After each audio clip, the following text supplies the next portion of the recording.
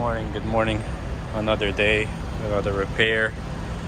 As you can see, put some new shocks on these steers. And then what I'm doing right now is this exhaust, when I was replacing the turbo, I cut it short, this pipe. So what I'm trying to do is put this new pipe to go, just the whole flex pipe from here all the way here. As you can see, that little blade sticking out. It's my Sawzall that I'm cutting. Just gonna cut this off so the flex pipe will go all the way here. Should be all right. And then I think by, I don't know, Detroit's have a crap ton of blow-by. I've seen blow-by on brand new trucks. People say when they used to own them brand new, they still have blow-by. This thing does have blow-by, and then what it'll do is it'll throw that blow-by all the way back and then sputter. It'll lower my tanks. So what I'm gonna do is I'm gonna lower that pipe. I'm gonna get another rubber hose and put it like an inch or two above the ground. I mean, it's just rubber. Nothing's gonna really happen to it. And then yeah, because I mean, there's really no leaks. I placed this oil pan gasket, and then I did these bolts right here, which kind of are a pain because you guys remove a whole oil pan to replace those. But it should be okay now. Obviously, the other shock, and then you can see the same story here. To be honest, I don't even know what this sensor is. This was just never plugged in. It's clearly grounded here. This is ground. This is just the paint, so it doesn't rust. I don't know why it was painted red though. But yeah, other than that, I think everything should be good. Hopefully we can replace this thing and get going. I'm not in a rush really for delivery. I deliver tomorrow morning, like 6-hour drive, so it's whatever. I could have delivered today, but I'm really tired. I've kind of been pushing it this week, so I was like, screw it. But yeah, let's cut this stuff off. Hopefully put this thing on and get it going. There's my truck. Here's this piece that will not fit in the new flex pipe. But good thing is there's Napa right here. It's always a good idea to park next to like a parts store and do this if you're not home. So if you do need pieces, you can just run and get some new. So that works out. All right, we're going to Nelsonville, Ohio. It's a lot of routes, as you can see, and a lot of people ask, like, you can, if you like just click down, you can zoom in and out like this with one hand. It's a lot of routes, but it shouldn't be bad. Let's see. And then head northeast. This thing is telling me head on 40. This thing is telling me there's 470 miles. That's hilarious. But in reality, it's 370 because it doesn't want me to go down these routes.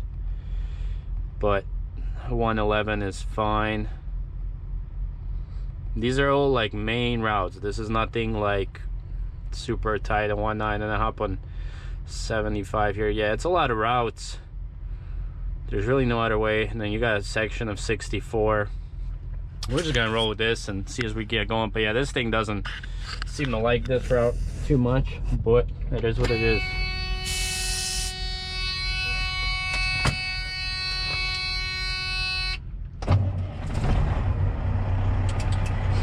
What I want to do is, I think I might want to straight pipe this thing, take some tax deductions, but I've been thinking, I don't know, I think first, since we bought a place and stuff, first I'm gonna take care of that, because this truck stuff can wait.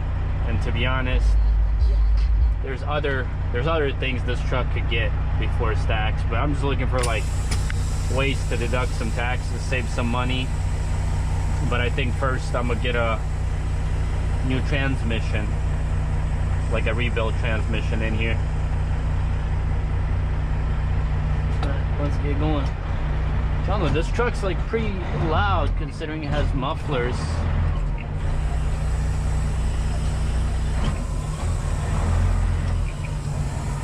Which makes me think like maybe that would even be too loud and too annoying, to be honest. So I might even just get mufflers with some stainless tips so it looks a little bit better, and just keep the mufflers.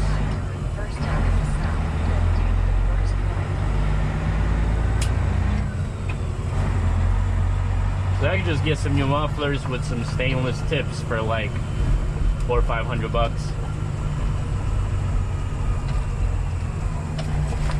But I'd probably get, you know, my engine would probably run better with some straight pipe. There's nothing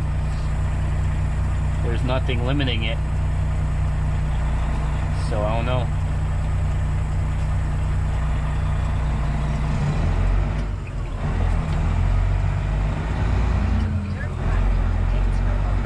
The nice thing about this load is it's super light. It's only 2,000 pounds. In reality, I probably could have pulled another partial load in here, but I just didn't want to risk it. Because sometimes, you know, if this load is not listed as partial and then you throw in another partial in here and something goes south, it can be rough.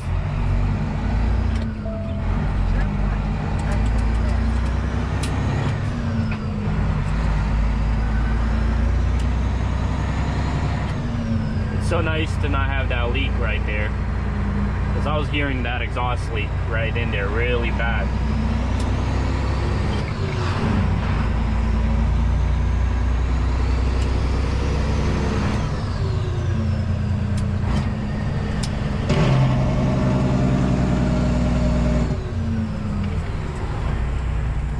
Trailer's like still airing up.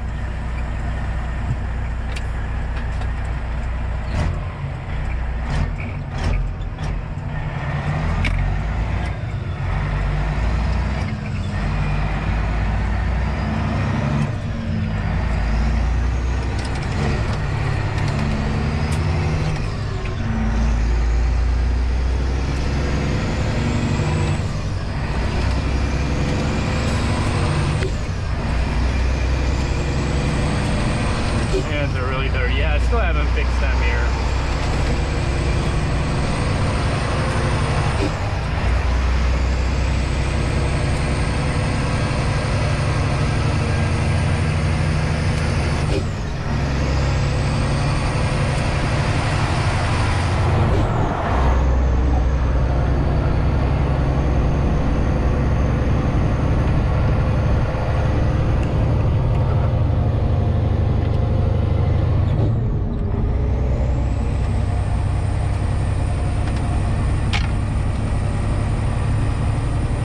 Definitely smell some burning because I use grease. I use grease on the exhaust to make it slide on easier, and also like there's those stickers on the exhaust that'll probably burn off.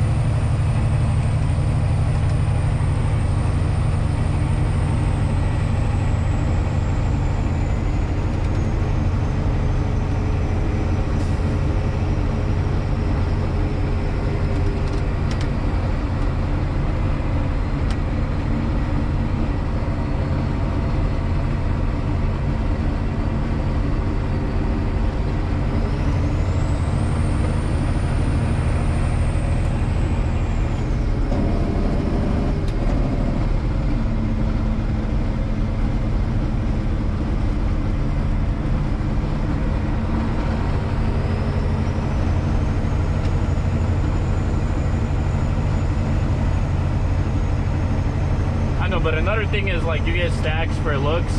However, like, I'm clumsy, and I know for a fact that I will lean against those stacks. So, like, I would still end up getting those guards on stacks. I don't know, like, there's certain things with trucks that, like, look cool, but they compromise too much on the side of what's it called? Just having it normal daily, you know? Like, for example, you put stacks, but it's like you don't have a handle there to grab to get into the truck, and you'll probably burn yourself on them. And it's like, okay, it looks cool, but I'm just not a fan of that. Like, I don't know, don't get me wrong, I like things on trucks like that, but it's just like at a certain point, it's like, okay, whatever.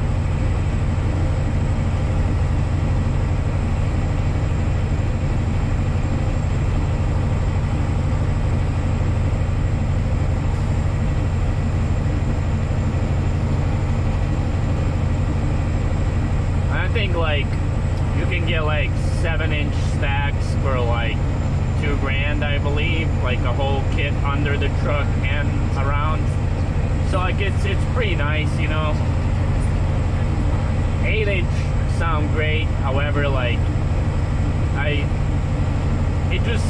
8-inch stacks like almost look too big, especially if you're mounting them right there to OEM elbow. It just, to me, it doesn't look right personally. That's just my personal opinion. They do sound great, but it just does not look right. If I was to do 8-inch, I would want to do them underneath the steps, just like Peterbilt style. Just my 2 cents, how I would want to do it. It's so much quieter in here. It's pretty crazy.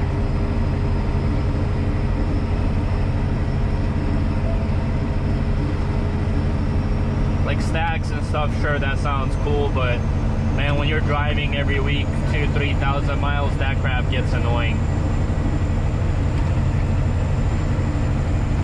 So yeah, I think I might just do mufflers, honestly. Just get new mufflers and new elbows underneath, and just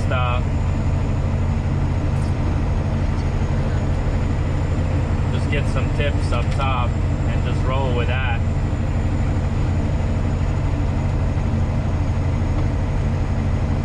Get some high flow mufflers.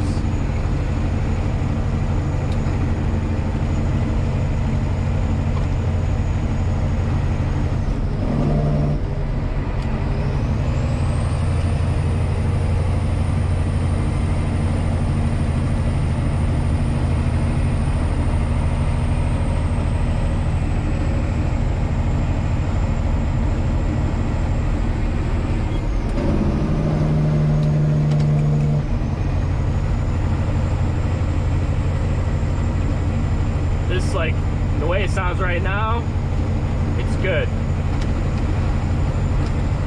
The whole like straight pipe, like, yeah, it sounds nice and it's cool, but anybody that I've asked that's actually been driving for some time and had stacks, they're like, man, I had stacks for some time, and then I went and I actually like went ahead and put back mufflers, and they're like, man, I should have done this sooner.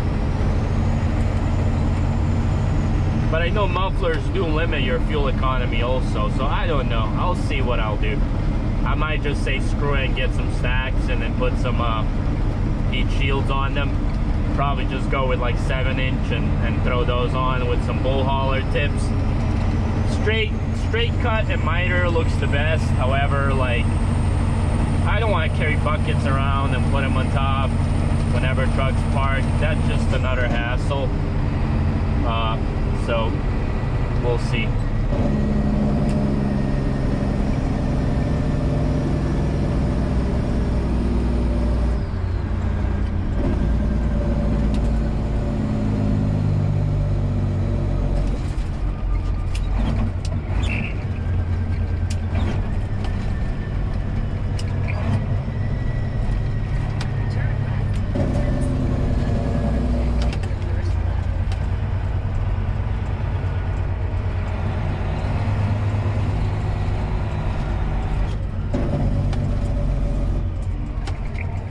Oh, though, man, there's like people asking for money absolutely everywhere.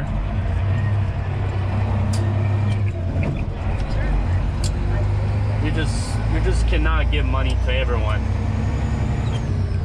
And I understand there's some people in some screwed up situations. I mean, you never know, you know, God forbid, I could be homeless tomorrow in a situation, you know, and I understand some people just kind of give up on life. Certain things happen in their life and they're just like torn apart, and they're just like, man, like, it's hard to keep going. I get it, but you just got to push through. Especially like I see folks who are, you know, young and healthy and capable, but just, you know, asking for money. It's like, you need to go work.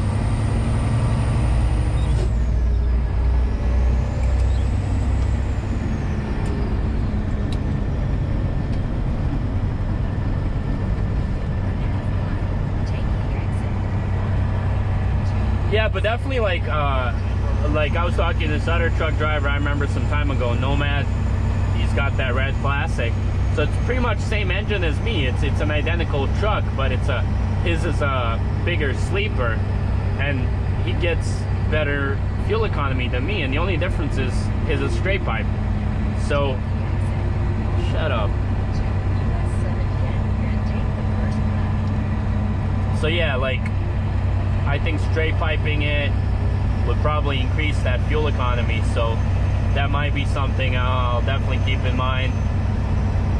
So we'll see how it works out. However, you know, like, I'll see first what I'm gonna do with the apartment, because the thing is, this building needs quite a bit of work, especially like this apartment that we're moving into. I mean, things are pricey.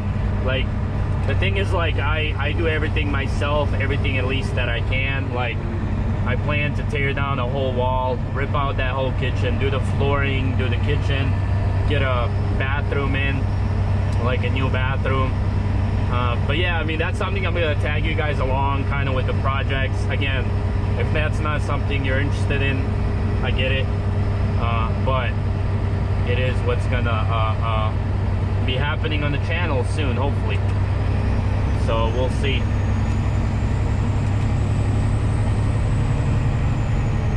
Gonna be a lot of demoing, but I mean, things are pricey, things add up quick. Like, I looked at freaking appliances, like a fridge, stove, dishwasher, you're looking at $3,000.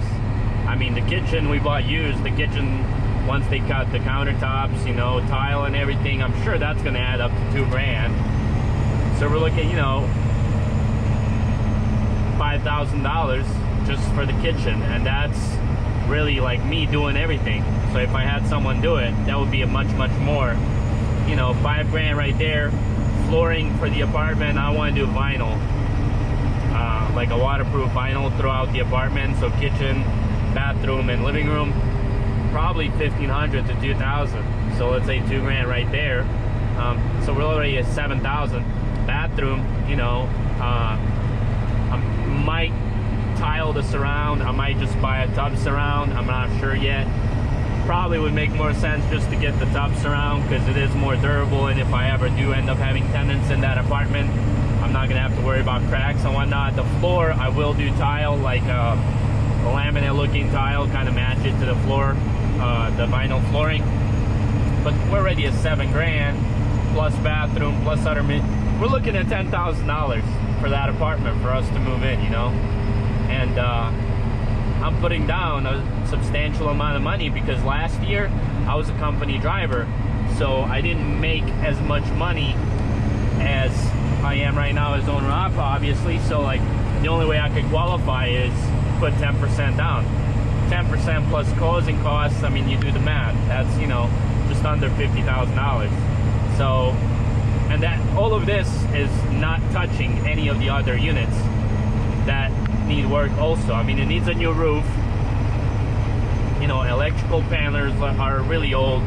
They're called like Federal Pacific or something panels that are like, they're known to go bad, so eventually you got to replace those. Garage doors are old. Furnaces are old. So there's a lot of work. So when you hear those Instagram gurus and all that crap tell you like, you can just buy a property and you're gonna make $2,000 every month and all this, like, that's extremely unrealistic. And like, for example, like, people have these percentages of like how much you should look to buy a property for.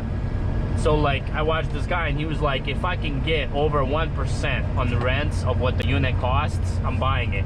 And that's amazing. 1%. Like for example, a $400,000 building, that means if you were to rent out all 4 units, that's $4,000. Your payment all inclusive, for example, like my building, our building is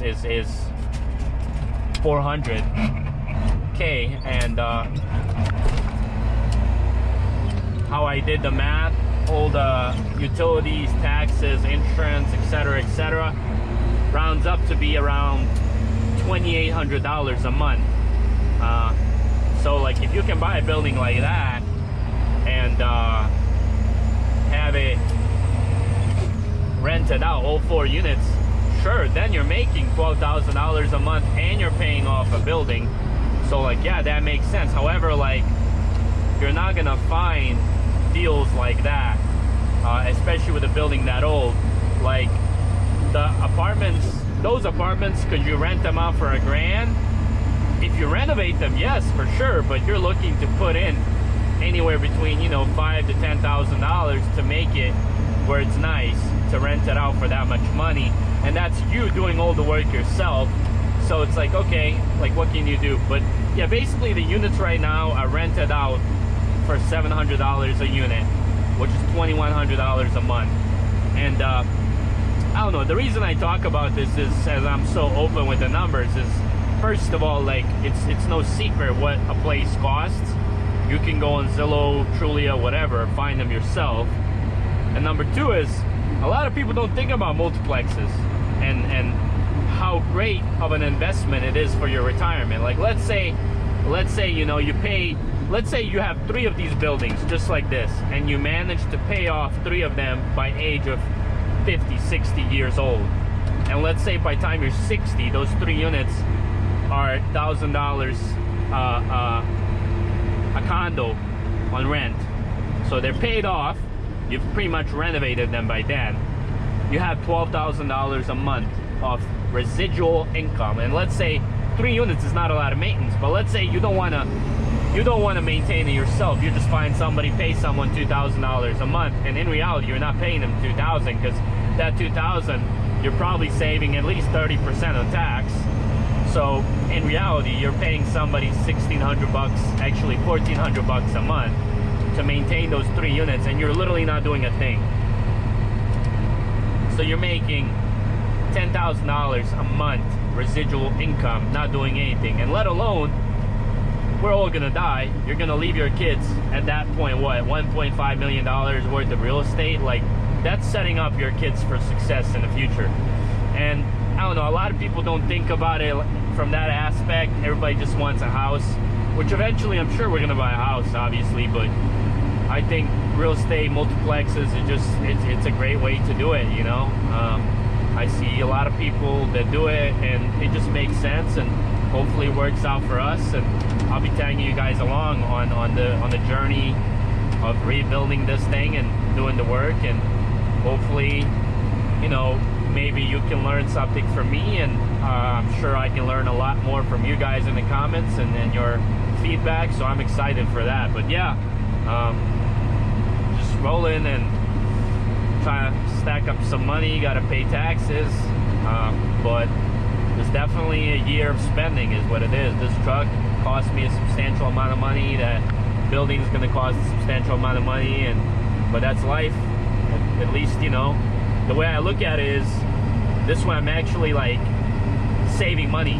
Like when I don't have things to pay for, I buy a lot of dumb things, and those dumb things don't add up to anything. Like I'll buy a random $500 item there, you know, a couple $100 item there, and those things are useless. They're not building anything back for you. And when you have something like this, even though you're spending money, that money is coming back to you in terms of those rents and whatnot. But yeah, my whole point I'm trying to make is, like, I plan to renovate these other 3 units, and our payment, obviously, like let's say my payment is $2,800. If I can renovate those 3 units, I think I should have 0 issues renting them out for $900 a unit.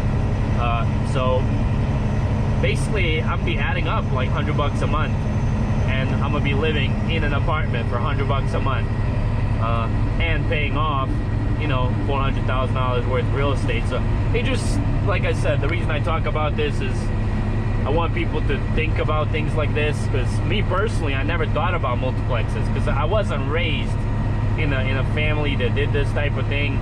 You know, I was raised by a single mom, and she just most of the time just worried about paying the bills and having us be okay, which, you know, I came to the United States in 2009, 2010, and with just me and my mom, and it's been rough, you know.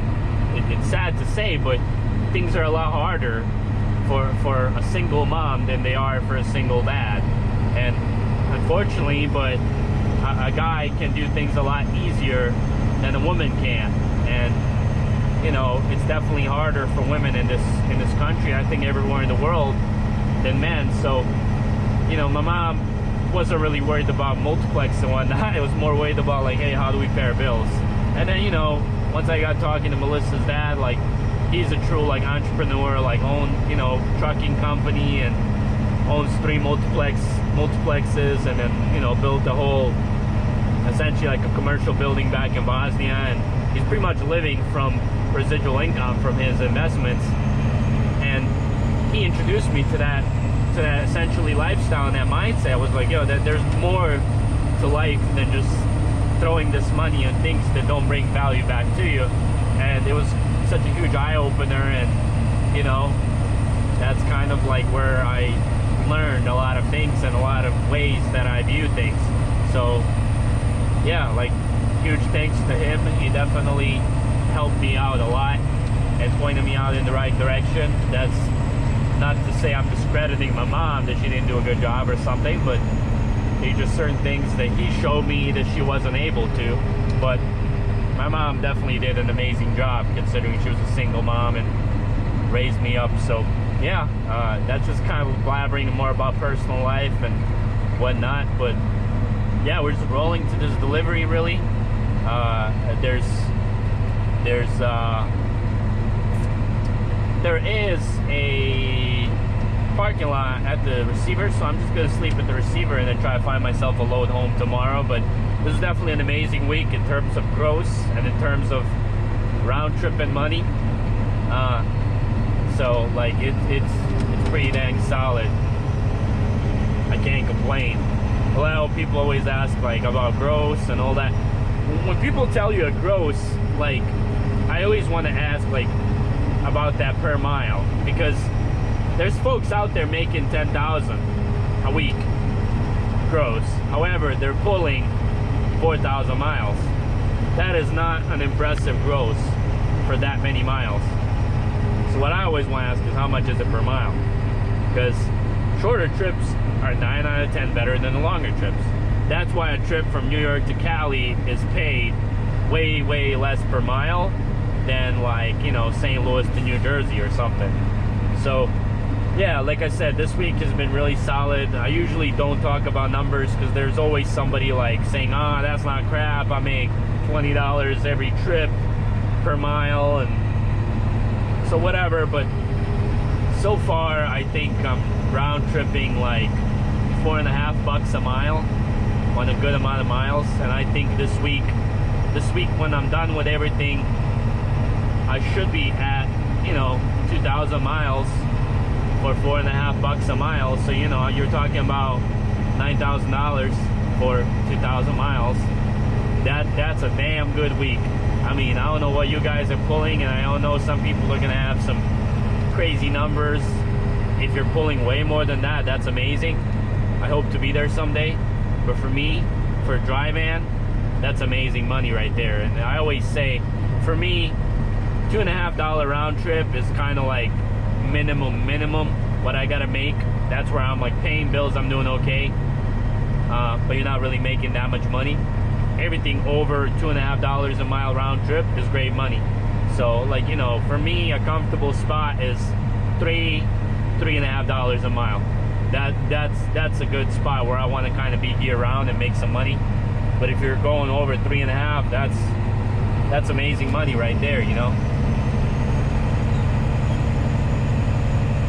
Well, I guess I was gonna switch. Hopefully he was gonna turn, but this car switched, so whatever. Hauling some vlogs. Props to these guys, man. That's what you call trucking. That's rough. Especially going in the woods and stuff. It's so much quieter in here from that leak. It's insane.